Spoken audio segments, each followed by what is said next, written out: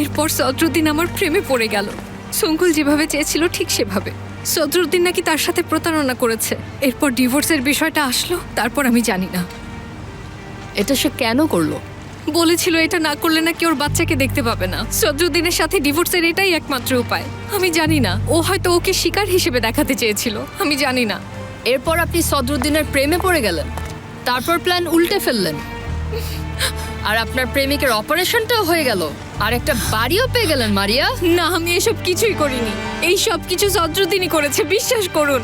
নিশ্চয়ই সেই করেছে। এখন তাহলে কি করবেন? সবকিছু বলে দেবেন সদরুদ্দিনকে? এভাবে বলা ঠিক হবে না। কিভাবে বললে ঠিক হবে মারিয়া ম্যাডাম? আপনাকে সে পাগলের মতো ভালোবেসেছে। সারাক্ষণ আপনাকে নিয়েই কথা বলতে থাকতো সে। আপনার সরলতা, পবিত্রতা, আরো কত কি। আপনার জন্য সে তার বাবার বিরুদ্ধেও দাঁড়িয়েছে, এমনকি তার নিজের সন্তানও ত্যাগ করেছে।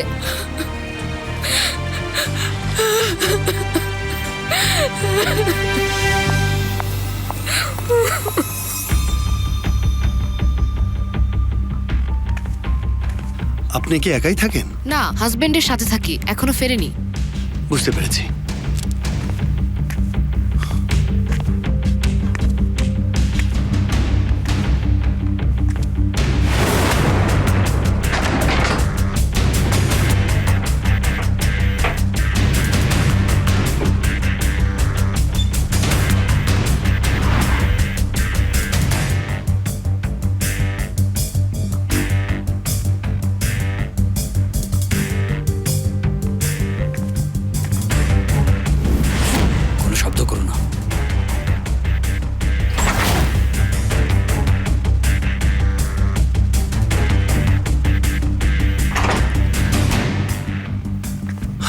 সরি, বিরক্ত করলাম।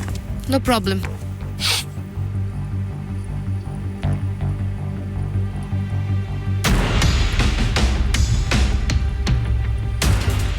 চাইলে আপনি খেতে পারেন।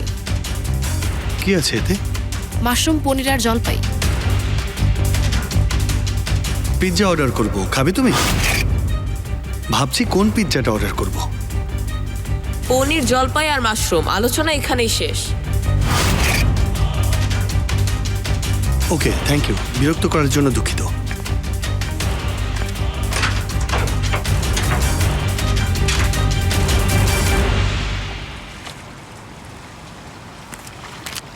দেখুন, সদরুদ্দিন যদি এটা জানতে পারে আমাকে মেরে ফেলবে। সেই রিস্ক অলরেডি আপনি নিয়েছেন। সবকিছু আমাকে বলতে দিন ওকে, প্রমিস করছি আমি তাকে সবকিছু খুলে বলবো। প্লিজ প্লিজ, আপনাকে রিকোয়েস্ট করছি। আমি সদরুদ্দিনকে অনেক ভালোবাসি, চাই না সম্পর্কটা এভাবে শেষ হোক। সত্যি বলছি।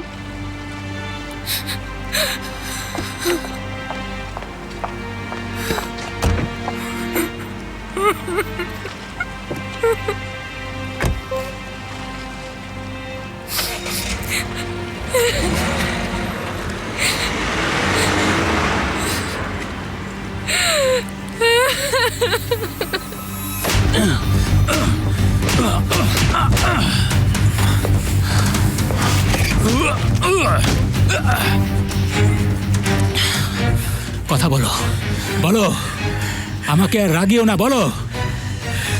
কথা না বললে আমি তোমাকে গুলি করে মারবো। ভাই, মনে হয় না ও কথা বলবে। এদিকে তাকাও। সিনানের কিডন্যাপের ব্যাপারে তুমি কি কিছু জানো? বলো, কথা বলো। তোমাদের শক্তি শেষ নাকি? ওকে আমি মেরে ফেলবো আজকে, শেষ করে ফেলি তাকে।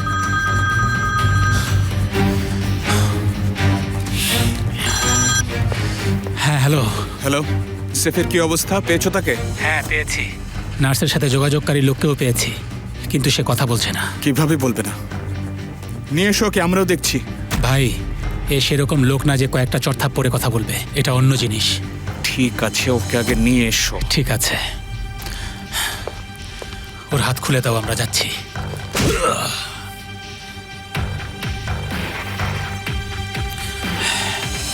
আরে পিস্তলটা এখনই নিচে নামাও বলছি, নয়তো তোমাকে গুলি করব।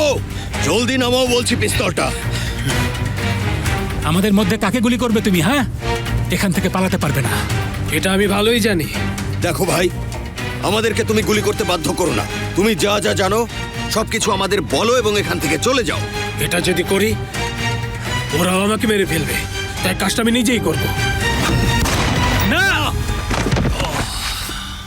ও কি করলে এটা? কেমন পাগল, নিজের মাথায় গুলি করলো।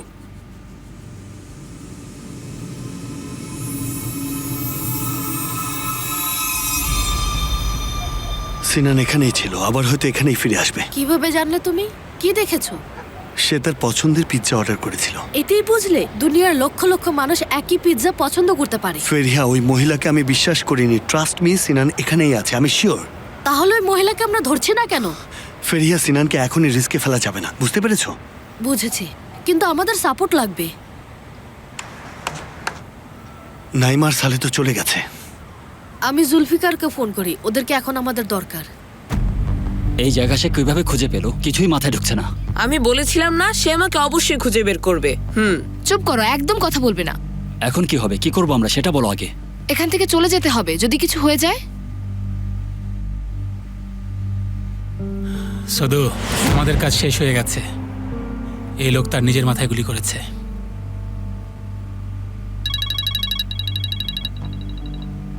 হ্যালো, হ্যাঁ ভাই, আমাদের এমার্জেন্সি সাপোর্ট লাগবে।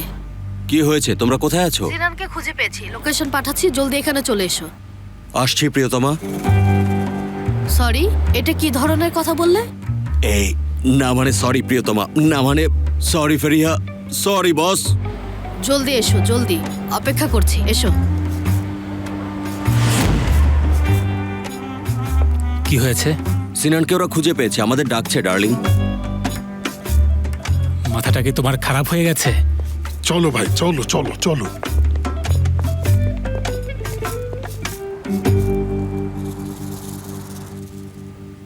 এমন পরিস্থিতির কারণে তুমি মা হওয়ার আনন্দটা অনুভব করতে পারছো না। হ্যাঁ, মোস্তফার বাচ্চার মা হতে গেলে এমনটা হওয়া তো নিশ্চয়ই কোনো অস্বাভাবিক কিছু না। চিন্তা করো না তুমি, সব ঠিক হয়ে যাবে ইনশাল্লাহ। তবে আয়েশাকে প্রশংসা করতেই হচ্ছে। যে আমাদের সবাইকে জেলে ঢুকিয়েছিল তার বাচ্চার মা হতে যাচ্ছে সে। আচ্ছা সঙ্গুল, তুমি এমন বিষয় নিয়ে কেন কথা বলছো যেটাতে তোমার নাক গলানো উচিত না? বাবার দুর্বলতা দেখে সেই সুযোগ নিচ্ছ? আরে কি এমন বললাম আমি? কি বললাম? সিনানের কোনো খবর পেলে বাবা? এখনো না, তবে চিন্তা করো না, আমরা ওকে খুঁজে বের করব। সবাইকে শুভ সন্ধ্যা। শুভ সন্ধ্যা। কোথায় ছিলে তুমি? এখানেই একটু কাজ করছিলাম। কি অবস্থা সঙ্গুল? দেখা হয়েছে আপনার খালাতো ভাইয়ের সাথে? হয়েছে, চলে গেছে, আর কখনো আসবে না। আচ্ছা, শুনে খুব ভালো লাগলো। Thank you. মেলিসা ম্যাডাম, আপনার রুম রেডি। ও, মিস মেলিসা আজ রাতে এখানে থাকবেন? হ্যাঁ, আমি বলেছি। বাবা, সঙ্গুলকে জিজ্ঞেস না করে কিভাবে তুমি এমন ডিসিশন নিলে? আমি বরং ফিরে যাই, কোনো সমস্যা হবে না। প্লিজ আজ রাতে এখানেই থাকুন, কেউ কোথাও যাবে না। বাহারি সাহেব, আমি আসলেই আপনাকে বিরক্ত করতে চাই না। আপনি যদি এখানে থাকেন সম্মানিত হব।